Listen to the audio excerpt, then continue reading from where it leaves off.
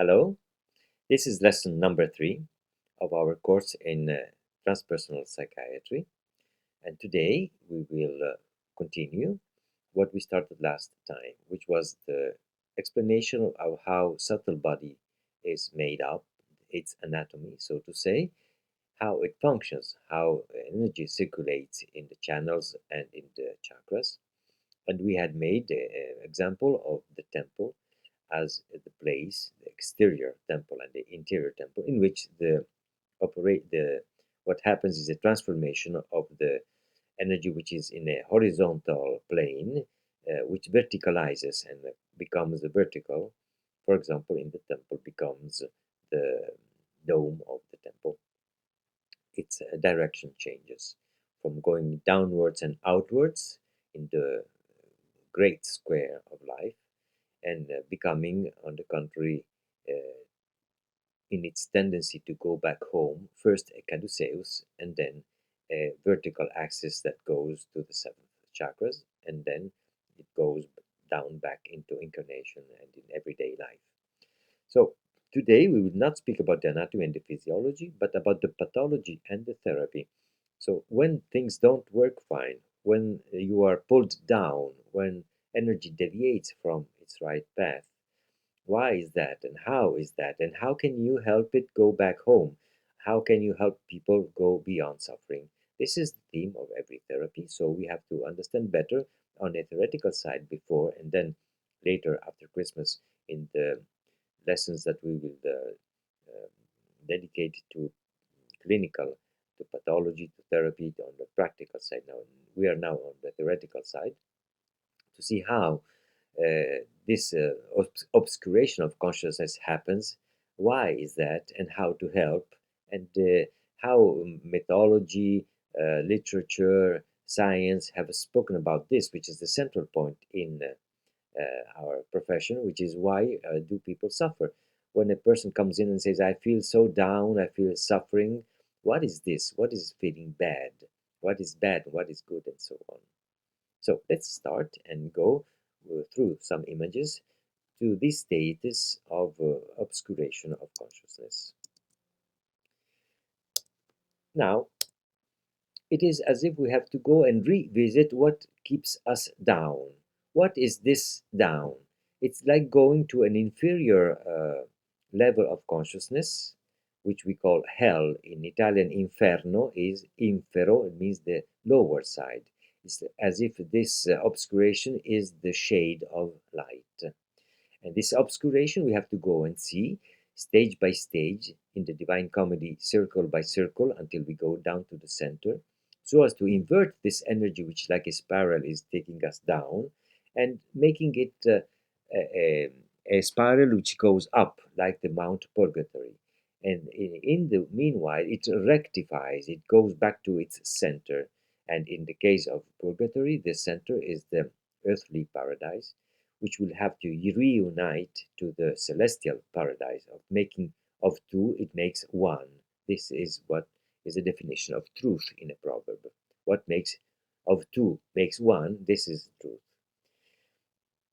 This too is the duality of a manifestation, and another proverb says that there's no two without a three. So all contrasts, all oppositions, all dualities are part of the same one. So it is at the same time one and two, so it is three. It is the Trinity, the dogma of Trinity, which is explained in an anagogical way in this case. So to go back after you have gone down is the work of the therapist to help this going safely through the darkness and to go towards the morning and the rising of the sun. And it has, as if it has some stages between deep sleep and the dream and wakefulness, and then the clear consciousness, the liberation not only of the me, but also from the me. So let's begin by seeing this catabasis, this going back, going down to the inferior side, to the other world, to the underworld. Jung used the word Nikia, which actually is going to the underworld to speak with the spirits of the ancestors, of anyway to have some information about the future. But he uses this for the going down into the unconscious, the introversion of the conscious mind to the deeper side of the being. And so we will use the term nikia like as if it was a catabasis. And we see this in religion, for example, when Christ goes down to save the souls of the patriarchs, when Dante goes down to hell, or also, as I was in this mistake saying, as Jung goes into the unconscious to see the mysteries and the tragedy and the solution which is in every one of us. But we have these images like Jonah in the belly of the fish, of also uh, Pinocchio, or also in the fairy tales we have the princess which is taken up by the monster. Um, this going down from the prince to the frog, for example, then going back because of love, the Beauty and the Beast. All these fairy tales are talking about this Nikia. And also, we see in astrology that the sun and the moon, the two uh, lights for the day and for the night, as the Bible says, mixing with the four elements of which we are constituted, the earth, water, the fire, and the air, constitute the glyphs and also the chakras. As if we can see here how the light goes down and goes back up in a cycle, which is our duality. So suffering is the center of all therapy, and the myth is talking about this descent to the underworld, for example, in the myths of Orfeo and Euridice, Hercules, which goes often down with one of his trials. Ulysses and Aeneas try to speak with their ancestors to know about the future. And Proserpina is taken up by Pluto to the underworld for 6 months, and then she will go back for the other 6 months to her mother, Demetra, and so the earth will again flourish. You can see in this beautiful sculpture of Bernini how Pluto and Proserpina are really incarnated. You can really see the marble is alive, and this bringing to liveness what is a representation is what happens also in a dream and what happens also in theater. So theater is like an exterior dream, something which represents our inner dynamics and how to solve them.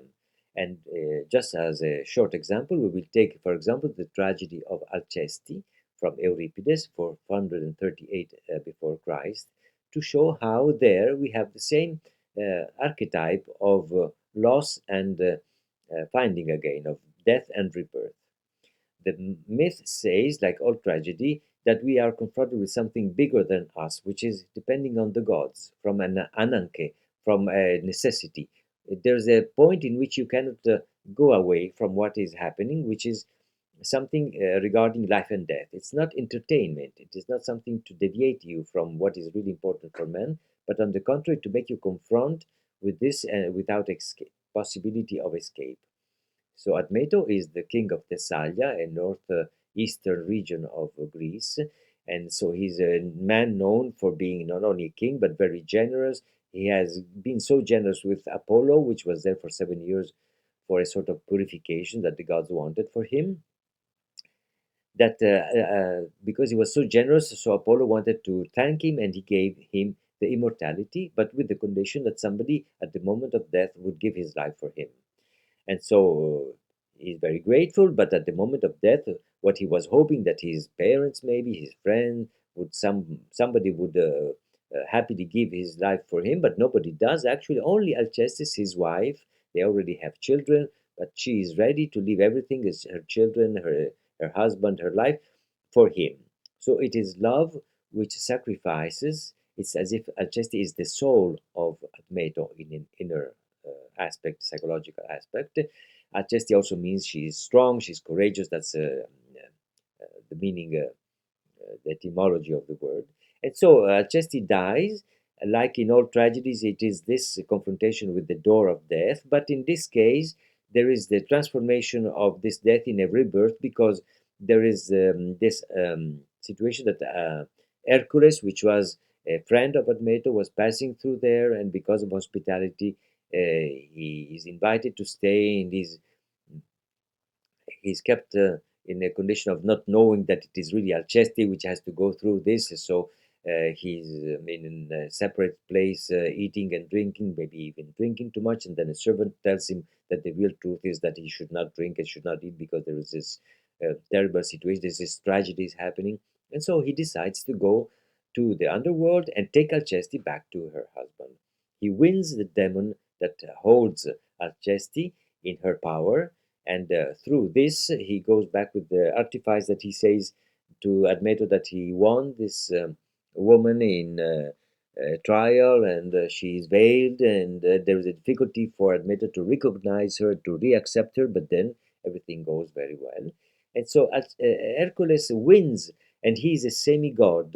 So it's the side of a god, of a man who is already a semi-god, and to become completely free from death, like Alcesti, like Admeto after. So this has to pass through a transformation of the semi-god into a real god. Alcesti, so it's really an initiation drama where the tragic of going through death is the condition to come out transformed and immortal. Psychotherapy is somehow similar. We have patients who go through a tragedy. It is the ego that doesn't want to die, like in the case of Admeto. And the inversion of this process is the key through which a therapist can help his patient go beyond death, beyond fear. And of course, he has to have done this himself first to be able to um, carry on with his patient to this point. So it's as if God puts man into a sleep, it is said in the Bible, and the God that puts even the gods into a sleep, into a sort of a death, is Hypnos. Hypnos actually is the son of the night, Nyx, and he is the brother, he is the twin of Thanatos, death. So the connection between sleep and death and forgetting things is connected to his quality of taking things down, and he is the father also of Morpheo, which is the one who gives form to the dreams. And there are different kind of sons of Hypnos. Morpheo is one, another one is the one who is the nightmare, another one is the one that makes up the landscapes of things and of hills and of plains. So there is different forms in which the sleep takes its form, and this connection between sleep and dream is, we also see this in Hamlet, in Shakespeare, as if to sleep is a condition which can be a rest, but can also be dangerous because dreams can take you who knows where. And also this door, this limitation, this border which is between the different states of, for example, sleep and dream and wakefulness, is what Borges explores in the Aleph. So it is not really only a psychological problem, it's also a spiritual problem of who are we and what is awakening. We also see that in wakefulness we have a sort of dream-like nightmare situation. For example, in Kafka, in the Metamorphosis, in the Process, in the Castle, we see this situation of confusion. And actually, it is the consciousness which is confused. It is Shiva who is dreaming and who is not remembering who he is. And he's depicted here, for example, on the right, with the snake of energy which creates the world. It's through his dream that he creates the world. So we have to talk also about dream, and we can see that dreams are the sons of the sleep, and there are different kinds of divinities who talk about this. Science thinks that dream and sleep are forms of um, neurological, neurocognitive reset of the system so that it can rest and reconstruct. But actually, they don't really understand what it is. It is a mystery, and it is a sort of activity that consciousness has. Like, for example, in the Old Testament, Eve is made out of a sleep in which God has put Adam. This rib, that they translate it like this, but actually Tselach, the name of the thing that makes Eva alive, is not only the meaning of a rib, Tselach, but it is also a sacred container. For example, the Ark of Alliance is called Tselach. And so it is what comes from your own flesh. It's part of yourself. It is your real companion. So Eva is not just a woman. She's not a woman. She's actually the psychic activity of man, if you read this in an anagogical sense. And so, in the Old Testament, we have this thing that there is the how do we explain the beginning of this dreaming activity? And the dreaming activity has different levels. For example, we have big and small dreams. We have true and false dreams. We have dreams coming from the body, from the soul, and from the spirit. We have dreams of gold and dreams of silver, and we have dreams of fire, big dreams, strong dreams, spiritual dreams, and dreams of water, which just flow away. They're not really, and they somehow also cheat us. They are not really the whole completely true. We have to pass through a door to pass from one stage to the other. We may have fear, we may have obstacles to passing the doors and remain in this side of the door. For example, in the Divine Comedy, when you start at the rise of the hill that goes towards the sun, we encounter three animals, which are really not animals of the earth. They are fantastic animals. They represent qualities of the consciousness. And the first of these is distraction, is something that you don't pass through that door because of passive renunciation. The other animal, the Leo, is really frightening, and then you don't pass the door because you have an active obstacle. But the real obstacle is the third animal, which is actually um, desire. It's your own identification with this body. You are the obstacle.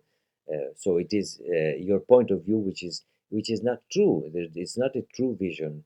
It is a vision through the ego. So that's what is impeding the ego from going upwards. You have to leave the ego behind, that is disidentification, and you can do this leaving the mortal, and that's the way to become immortal.